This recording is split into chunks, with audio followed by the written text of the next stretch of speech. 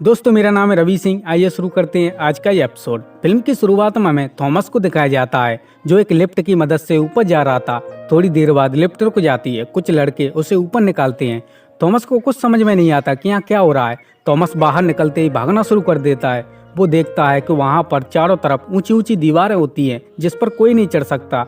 ऐसा लग रहा था मानो ये कोई जेल हो। इसके बाद थॉमस को कोठरी में बंद कर दिया जाता है। एक लड़का एल्वी उसके पास आता है। एल्वी बोलता है, तुम्हारा नाम क्या है? थॉमस बोलता है, मुझे नहीं पता, मुझे कुछ याद नहीं आ रहा। एल्वी बोलता है, चिंता मत करो, तुम्हें 2-3 दिन में अपना नाम याद आ जाएगा। यहाँ सबके साथ ऐसा हुआ है।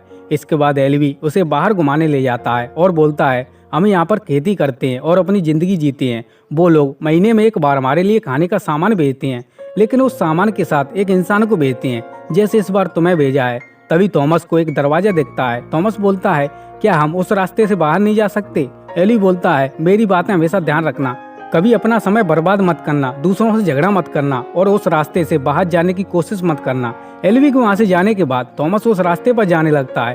तभी पीछे से एक छोटा लड़का चक उसे रोक देता है। तभी थॉमस को उस दरवाजे से 2 लड़के निकलते दिखते हैं। चक बोलता है, वो रनर हैं, सिर्फ वही लोग जा सकते हैं क्योंकि उन्हीं लोगों को यहाँ की सबसे ज्यादा जानकारी है। लेकिन थॉमस दौड़कर उस रास्ते पर जाने लगता है। तभी एक लड़का गैली उसे पीछे से पकड़ लेता है। अचानक उस रास्ते की दोनों तरफ की दीवारें सिकुड़ना शुरू हो जाती है और कुछ ही पलों में रास्ता पूरी तरह से बंद हो जाता है। गैली थॉमस से बोलता है, इस बार तो मैंने तुम्हें बचा लिया, लेकिन अगली बार नहीं बचाऊंगा। रात को गैली थॉमस को कुश्ती करने के लिए बोलता है। थॉमस जब लड़ता है तो गैली उसे जमीन पर पटक देता है, जिससे थॉमस को अपना नाम याद आ जाता है। वो सभी को बोलता है, मेरा नाम थॉमस है। सभी लोग उसे उसके नाम से बुलाते हैं। सुबह थॉमस जब काम कर रहा होता है तो एक लड़का उसे जंगल में खाद लेने के लिए भेजता है, क्योंकि ये लोग यहाँ पर खेती करते हैं, सब्जियां उगाते हैं। थॉमस जब जंगल में जाता है तो एक लड़का उस पर हमला कर देता है, जो एक रनर होता है। दरअसल ये लड़का सभी रनर के साथ मेज के अंदर गया था, लेकिन वो सभी के साथ वापस नहीं आ पाया। थॉमस उस पर हड्डी से वार करता है और अपने आप को छुड़ाकर सभी के पास आ जाता है। सभी लोग उस रनर को पकड़ लेते हैं। एल्वी जब उसकी शर्ट उतरवाता है तो उसके शरीर पर घाव का निशान होता है। एल्वी बोलता है, इसे डंक मारा गया है। सभी लोग उसे कोठरी में बंद कर देते हैं और शाम को जब दरवाजा बंद हो रहा होता है तो उसे उसके अंदर डाल देते हैं, क्योंकि इसका कोई इलाज नहीं है, इसे ठीक नहीं किया जा सकता। सभी को इस बात से बहुत दुख होता है क्योंकि उन्होंने अपने एक रनर को खो दिया। सभी लोग रनर की बहुत इज्जत करते हैं क्योंकि रनर यहाँ पर रास्ता ढूंढने का काम करते हैं। हालांकि ये काम पिछले 3 साल से कर रहे हैं, लेकिन अभी तक इनको कोई कामयाबी नहीं मिली। सुबह एल्वी भी रनर के साथ उस मेज के अंदर जाता है। हालांकि वो रनर नहीं है, लेकिन उस पर जिम्मेदारी है, क्योंकि एल्वी वो पहला इंसान है जो इस मेज के अंदर सबसे पहले आया था। उसने 1 महीना यहाँ पर अकेले गुजारा। धीरे धीरे लोग आते गए और एल्वी ने सभी के लिए एक नई दुनिया बना दी। एल्वी शाम तक वापस नहीं आता। सभी लोग उसका इंतजार कर रहे होते हैं। अचानक दरवाजे बंद होना शुरू हो जाते हैं। तभी एक मीनो नाम का रनर दिखता है जो एल्वी को उठाकर ला रहा था, क्योंकि एल्वी काफी घायल होता है। मीनो की मदद करने के लिए थॉमस भी उसके अंदर चला जाता है। तभी दरवाजा पूरी तरह से बंद हो जाता है और ये लोग यहीं पर फंस जाते हैं। एल्वी को भी डंक लगाता। तभी उन्हें एक क्रिएचर की आवाज सुनाई देती है। ये वही क्रिएचर था जिसने एल्वी को डंक मारा था। मीनो बोलता है, यहाँ से भागो, नहीं तो हम सभी मारे जाएंगे। लेकिन थॉमस एल्वी को बचाना चाहता है, इसलिए वो एल्वी को बेलों की मदद से दीवार पर लटका देता है और खुद नीचे छिप जाता है।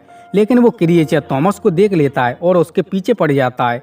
अब मेज का पैटर्न बदलना शुरू हो जाता है। इसी बात का फायदा उठाकर थॉमस उसे दीवार के उस पार बुलाता है। वो क्रिएचर भागकर आता है। तब तक दोनों तरफ की दीवारें बंद हो जाती है। सभी लोग सुबह उनका इंतजार कर रहे होते हैं। सभी को लगता है कि अब ये लोग वापस नहीं आएंगे, क्योंकि यहाँ पर रात में जो कोई भी गया है वो वापस नहीं आया है। तभी उन्हें वे लोग आते दिख जाते हैं। एल्वी की तबीयत काफी खराब थी क्योंकि उसे क्रिएचर ने काटा था। गैली थॉमस पर गुस्सा करता है क्योंकि उसने यहाँ के नियमों को तोड़ा था। तभी वहाँ पर वो लिफ्ट आ जाती है। सभी लोग उसके पास जाते हैं तो इस बार एक लड़की होती है जिसके साथ एक चिट्ठी होती है। उस चिट्ठी में लिखा था, ये आखिरी है, इसके बाद कोई नहीं। वो लड़की होश में आते ही थॉमस का नाम पुकारती है और फिर से बेहोश हो जाती है। थॉमस सभी को बताता है, मैं इस लड़की को नहीं जानता, मुझे नहीं पता ये मेरा नाम कैसे जानती है। इसके बाद थॉमस सभी रनर के साथ मेज के अंदर जाता है जहाँ पर वो क्रिएचर दीवारों के अंदर दब गया था। थॉमस को इसके अंदर से एक डिवाइस मिलती है जिस पर कुछ कोड लिखा था। इधर उस लड़की को होश आ जाता है। थॉमस उसके पास जाता है और उसे पूछता है, तुम मुझे कैसे जानती हो? टेरेसा बोलती है, मुझे नहीं पता, मैं तुम्हें कैसे जानती हूँ, मुझे कुछ याद नहीं आ रहा। थॉमस बोलता है, मैंने तुम्हें अपने सपनों में कई बार देखा है। वो सपने नहीं, मेरी यादें हैं। टेरेसा उसे 2 इंजेक्शन देती है।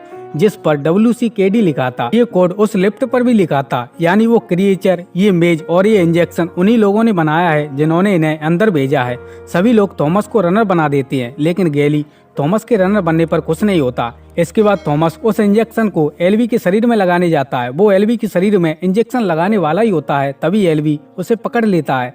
तब टेरेसा उस इंजेक्शन को उसके शरीर में लगा देती है, जिससे एलवी शांत हो जाता है।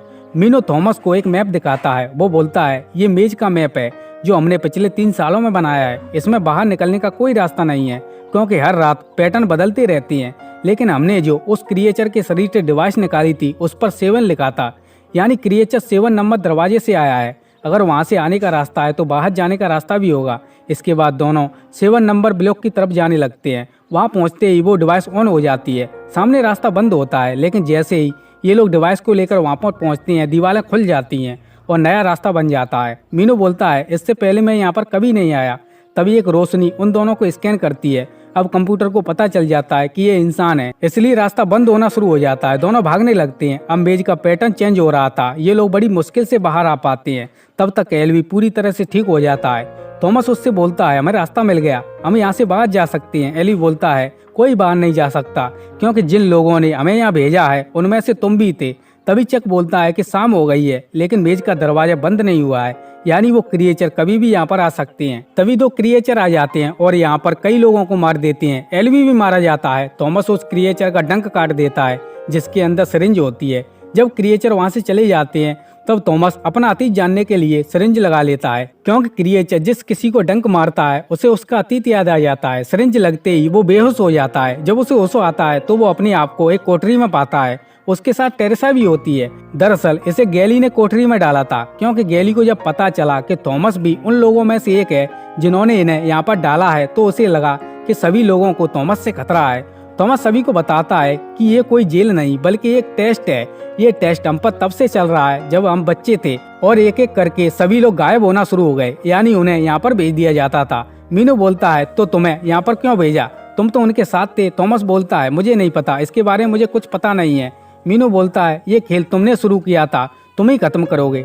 अब थॉमस के साथ बहुत से लोग हो जाते हैं। अब एलवी मर चुका है, इसलिए यहाँ का नया लीडर गैली होता है, लेकिन वो थॉमस को पसंद नहीं करता, इसलिए वो थॉमस और टेरेसा को मारना चाहता है। तभी कुछ लोग गैली को रोक लेते हैं, क्योंकि वो थॉमस के साथ होते हैं। ये लोग गैली और उसके साथियों को यहीं पर छोड़कर मेज के अंदर चले जाते हैं, और ये लोग वहीं पहुंच जाते हैं जहाँ पर पहली बार गए थे।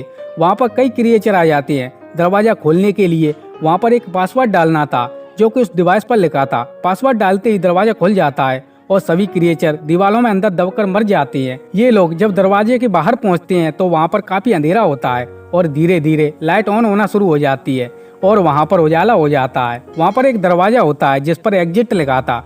जब ये लोग दरवाजा खोलते हैं तो वहाँ पर कई सारे कंप्यूटर होते हैं, यानी जिन लोगों ने ये मेज बनाया है वो उन पर यहाँ से नजर रखते थे। यहाँ पर कई सारी लाशें भी होती हैं। वहाँ पर एक फिंगरप्रिंट का निशान होता है। थॉमस जब उसमें अपनी उंगली लगाता है तो कंप्यूटर में एक डॉक्टर बताती है कि तुम्हारे मन में कई सवाल होंगे, तुम हमसे नाराज भी होगे, लेकिन हमारे लिए ऐसा करना जरूरी था, क्योंकि सूरज की गर्मी से लाखों लोगों की जान चली गई। इसके बाद एक वायरस ने लोगों के दिमाग पर हमला किया। इस वायरस को ठीक करने के लिए हमारे पास कोई दवा नहीं थी। तब हमें एक आइडिया आया कि कुछ लोगों को मेज के अंदर भेजा जाए, तब तक वायरस के कारण इन्फेक्टेड लोग खत्म हो जाएंगे। लेकिन तुमने पहला पड़ाव पार कर लिया, यानी तुम मेज के बाहर आ गए। अब तुम्हारे सामने नई चुनौतियां आएंगी। तभी डॉक्टर के पीछे कुछ लोग दिखाई देते हैं जिनके हाथों में बंदूकें थी। ये लोग सभी डॉक्टर को मार रहे थे, इसलिए डॉक्टर अपने आप को गोली मार लेती है। तभी वहाँ पर गैली आ जाता है और वो थॉमस पर बंदूक तान लेता है। इससे पहले कि वो थॉमस को मारता, मीनो उस पर अपना हथियार फेंक देता है, जिससे गैली की मौत हो जाती है। लेकिन उसकी गोली चक को लग जाती है और उसकी भी मौत हो जाती है। थॉमस को इस बात से बहुत दुख होता है, क्योंकि चक थॉमस से बहुत प्यार करता था। तभी वहाँ पर कुछ लोग आते हैं और वे लोग इन्हें हेलीकॉप्टर में बैठाकर यहाँ से ले जाने लगते हैं। यहाँ से हमें पूरा मेज दिखाया जाता है। फिल्म के अंत में हमें उसी डॉक्टर को दिखाया जाता है जिसका नाम एवा होता है। वो बोलती है, मुझे उम्मीद नहीं थी कि इतने सारे लोग जिंदा बचेंगे, लेकिन ये अच्छी बात है कि ज्यादा लोग बचे हैं। ये इनका पहला पड़ाव था, अब इनका दूसरा पड़ाव शुरू होगा। इसी के साथ ये फिल्म यहीं पर खत्म हो जाती है। दोस्तों, इस फिल्म को देखने के बाद हमारे मन में कई सवाल रह जाते हैं। शायद उन सवालों के जवाब हमें अगले पार्ट में मिलेंगे। अगर आप चाहते हैं कि हम इस कहानी का अगला पार्ट एक्सप्लेन करें तो आप हमें कमेंट करके बता सकते हैं, तथा वीडियो को लाइक और चैनल को सब्सक्राइब कर लेना। तो दोस्तों आज के लिए बस इतना ही, मिलते हैं अगली वीडियो में। इस वीडियो को देखने के लिए धन्यवाद।